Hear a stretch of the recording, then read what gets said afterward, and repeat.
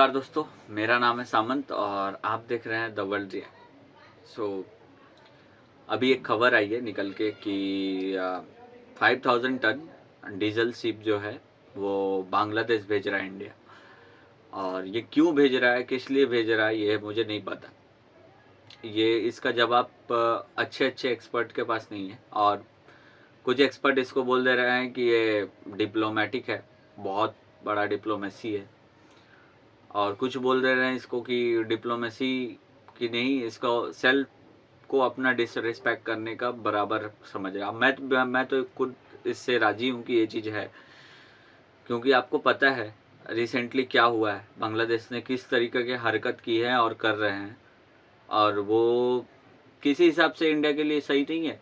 आपके दुश्मन है, वो प्रॉपर दुश्मन हो चुका है अब इंडिया का। वो एक आँख भी देखना नहीं चाहते और आप उनकी मदद कर रहे हैं इस लेवल पे। मुझे आपको समझ में नहीं आ रहा कि गवर्नमेंट ये करना क्या चाह रही है। कभी बहुत अच्छा करती है, कभी कुछ ना कुछ ऐसा करती है। ये कौन सी डिप्लोमेसी है भाई? ये क्या खाट खुजली आपको मची हुई है हेल्प करने की, हमको नहीं समझ में आ रहा है। अभी ये किसी और कंट्री का दुश्मन होता ना, बांग्लादेश, यूरोपियन कंट्री, इनको मतलब ना खून के आंसू रुलाता है। बट हमारी कंट्री है जो कुछ नहीं बोल रही है। उस समय भी कुछ नहीं बोला जब दीपू दास को मारा गया, उस समय भी हमारे गवर्नमेंट का कोई भी स्टेटमेंट नहीं आया, ऑफिशियल कुछ भी नहीं आया। तो ये गवर्नमेंट कभी कभी मुझे भी समझ में नहीं आता है ये करना क्या चाह रहे हैं। और बोल दो तो इनके कुछ बीजेपी के कुछ नेता रहेंगे, कुछ लोग रहेंगे, उसको आके मास्टर स्ट्रोक बोल देंगे। किस हिसाब का मास्टर स्ट्रोक है, मुझे नहीं समझ में आती है डिप्लोमेसी। मुझे एक चीज़ समझ में आता है कि देश का कुछ मतलब इज्जत है, सेल्फ रिस्पेक्ट है कुछ। आप लोग उसको मतलब एक ताक पे डाल रहे हैं। इतना अच्छा बनने की ज़रूरत नहीं है। क्यों मतलब हमारा देश ये अच्छा बनता है इस लेवल पे, इस चीज़ को लेके मुझे नहीं समझ में आता है। तो चलिए आज हम लोग डिफेंसिव ऑफेंस का वीडियो लाए हैं। वैभव सर है, वैभव सिंह नाम है उनका, और वो इस चीज़ के ऊपर बोले हैं और देखते हैं क्या उनका ये है।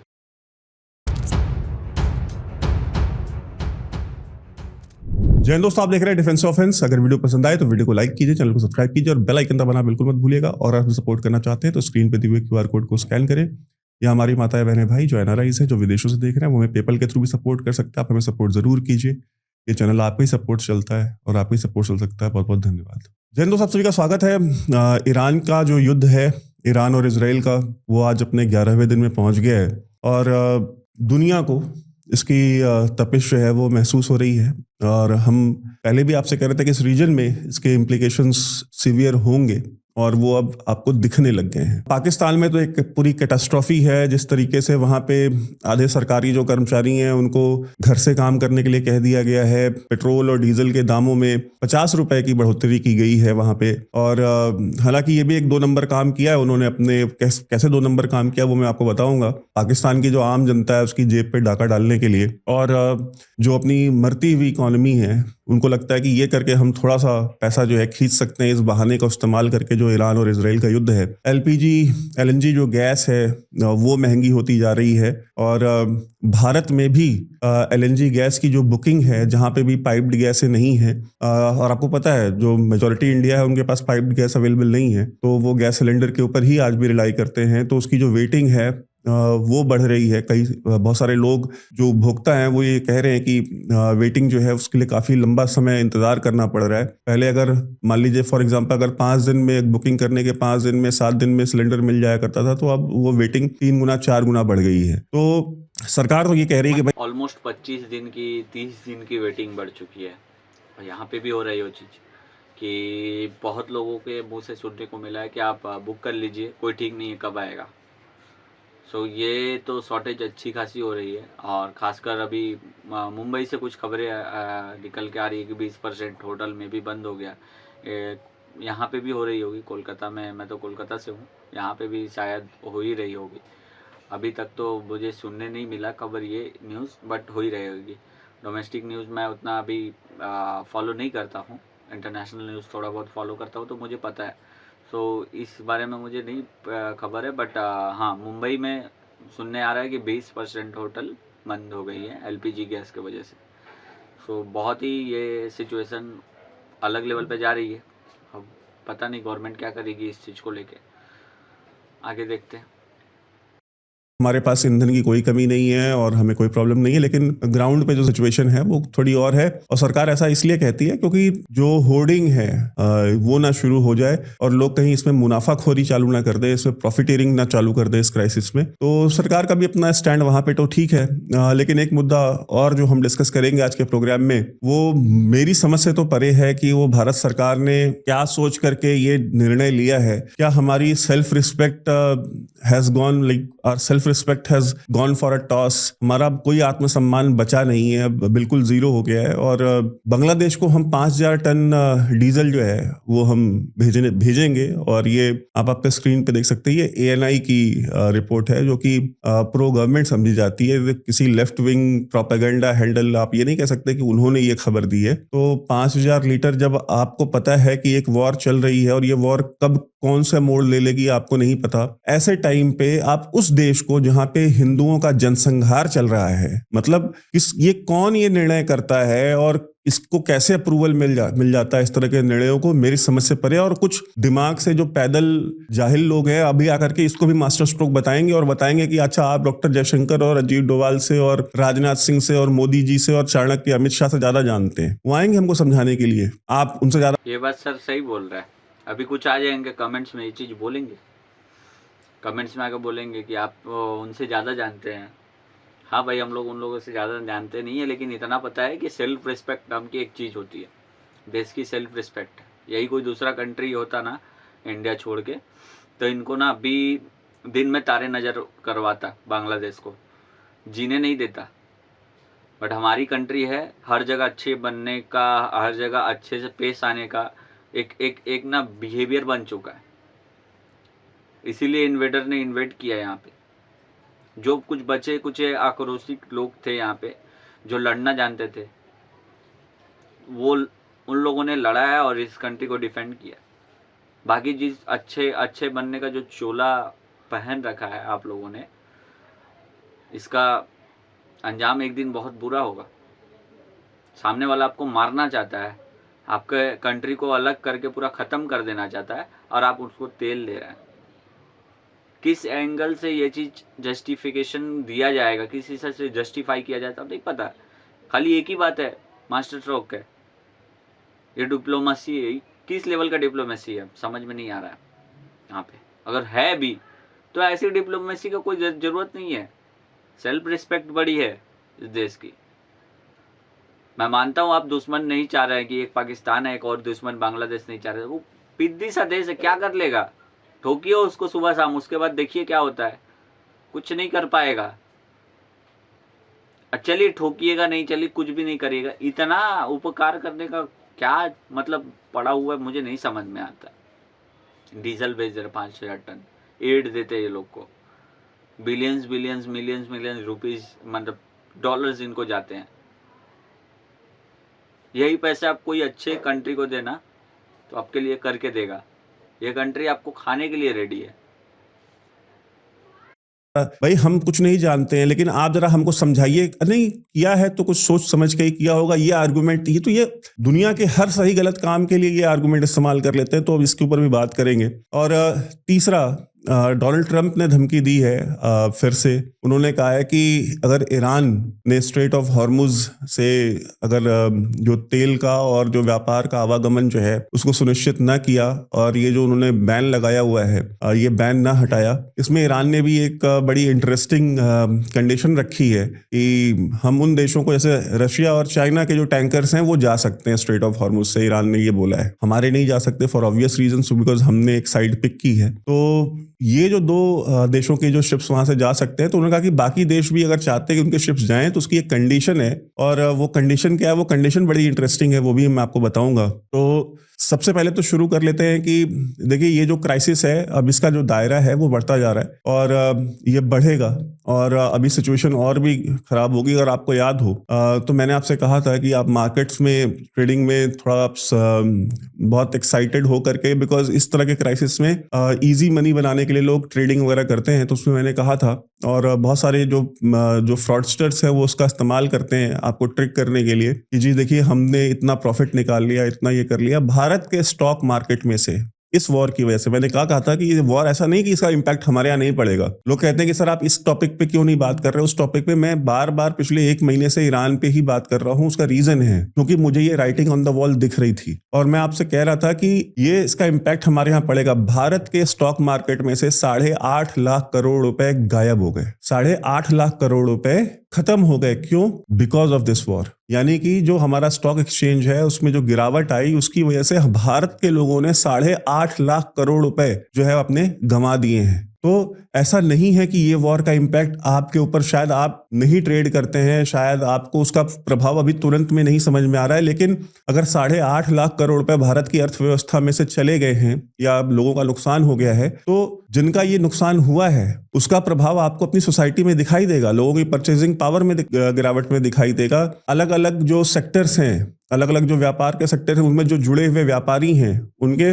बिजनेसेस पे उसका प्रभाव पड़ेगा। तो सबसे पहली बात तो ये हो गई। तो ऐसा नहीं है कि ईरान की वॉर जो है हमसे क्या लेना देना है, ईरान की वॉर से हमसे बिल्कुल उससे लेना देना है और इसलिए हम बार बार वार्न कर रहे थे कि ये चीजें होंगी। और देखिए दूसरा, जो बांग्लादेश को हमने 5,000 टन डीजल जो हमने भेजने का प्रॉमिस किया है और हमने कमिटमेंट की है, आप मुझे बता दीजिए, आप में से हमारे जितने भी व्यूअर्स हैं, क्या दीपू चंद्र दास को हम भूल गए हैं? क्या वहां पे वो जो सैकड़ों हिंदू, हजारों हिंदू जो मारे गए हैं, वो महिलाएं जिनका बलात्कार हुआ बांग्लादेश में, हम उन सबको भूल करके हम उनको पहले प्याज टमाटर, हमारे विरोध, मैं विरोध कर रहा था, मुझे बाकी का नहीं पता, बट मैं लगातार विरोध कर रहा हूं और मुझे पता है कि लोगों को भी पसंद नहीं है। कोई नहीं चाहता कि उनको जो है ये दिया जाए, लेकिन आप उनको प्याज भी दिए जा रहे हैं, आप उनको चावल भी आपने भेजा, आप अब उनको आप डीजल भी भेज रहे हैं और आप एक ऐसे देश को भेज रहे हैं जो देश आपके यहाँ आकर के क्रिकेट नहीं खेलना चाहता। अभी उसने वर्ल्ड कप में खेलने से मना कर दिया कि हम इंडिया में नहीं खेलेंगे।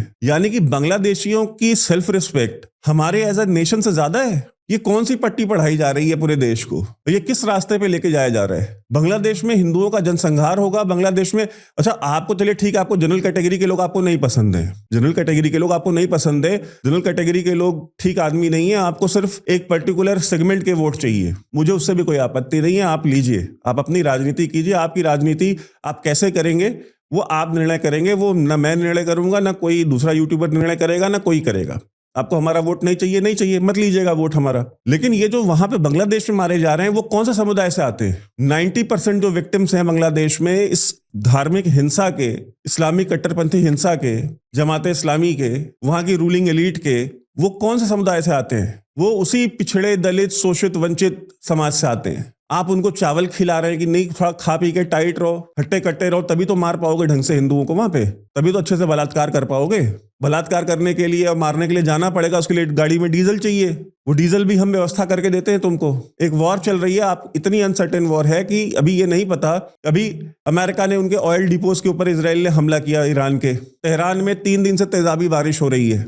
फर्दर भाई ईरान ने अरामको पे हमला किया, इजराइल ने जो है उनके ऑयल डिपोज पे ईरान के हमला किया, कतर की जो एलएनजी प्लांट्स हैं उनके ऊपर ईरान ने हमला किया। सप्लाई चेन इतनी बुरी तरह से अभी डिसरप्टेड है, अभी ये वॉर आगे और चलेगी। और ऊपर से डोनाल्ड ट्रंप का जो ट्वीट आया है आज, मैं आपको दिखा देता हूं, उसने कहा है कि हम ईरान को उस परिस्थिति में पहुंचा देंगे कि अभी हमने जितना नुकसान पहुंचाया कि इससे 20 गुना ज्यादा नुकसान पहुंचाने की क्षमता हम रखते हैं। और अभी भी समझा रहा हूं, अगर नहीं समझ में आ रही बात तो हम ईरान को वैसी परिस्थिति में पहुंचा देंगे कि ईरान को रीबिल्ड करना इम्पॉसिबल हो जाएगा। यानी आने वाले 100 साल में भी ईरान खुद को अपने पांव पे खड़ा नहीं कर पाएगा। इस तरह की अनसर्टेन माहौल में आप कहते हैं हम 5,000 लीटर जो है, 5,000 टन डीजल जो है हम बांग्लादेश भेजेंगे। यानी कि तुमको हिंदुओं का शोषण करने के लिए राशन भी हम देंगे, सब्जी भी हम देंगे, तुम्हारी गाड़ियों में डीजल भी हम भरवाएंगे और तुम करो उसको बांग्लादेश में।